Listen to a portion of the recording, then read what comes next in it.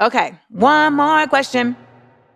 Socially Yoke said, when someone intentionally wants to argue, how can you use softness to respond and still get your point across? Man, I'm struggling. I feel you, Socially Oak.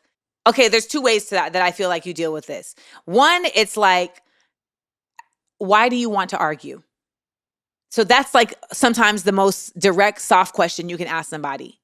Why are you choosing to argue? I want to choose solution, but I feel like you want to argue. And what is the reason why? Now I'm going to tell you the tea on that. The tea on that is a lot of times people are choosing to argue because you haven't given them the appeasement that they need yet, but that's because they haven't communicated what they're actually upset about yet. So the reason why they keep arguing and you're like, didn't we already sort this out, is because they have not really told you why they're actually upset. And they may not ever, because they're not ready to, because they're unable to, because they don't have the language to. And so it ends up being you having to like, try and figure that out. But for real, like, that's a lot of times why people keep arguing. They keep arguing because they haven't gotten to the conclusion yet, because they don't even necessarily want to say it, or they don't even know why they have not felt satiated in this exchange. The other part of it is that sometimes it's like, you know what?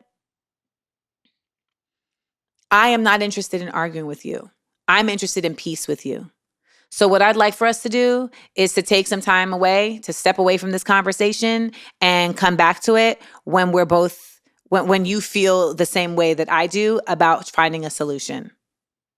And that is so hard to say in the moment.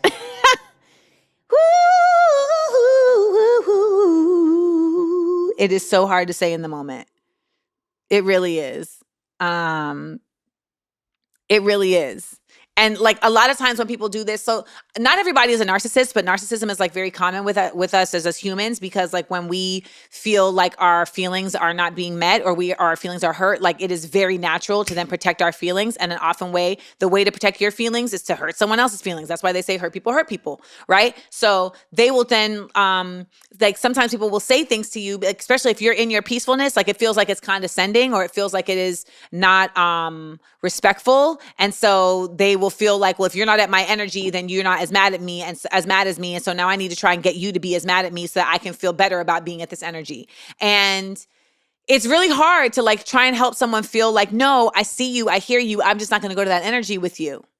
That's a dance in itself. And I feel like part of that is really just being able to verbally tell people, like, I hear what you're saying and I feel you, but I would like to talk about it in this space. I would like to talk about it in this space. And it's very difficult for me to stay in that space if you keep raising your voice at me, or if you keep coming at me with like wild shit.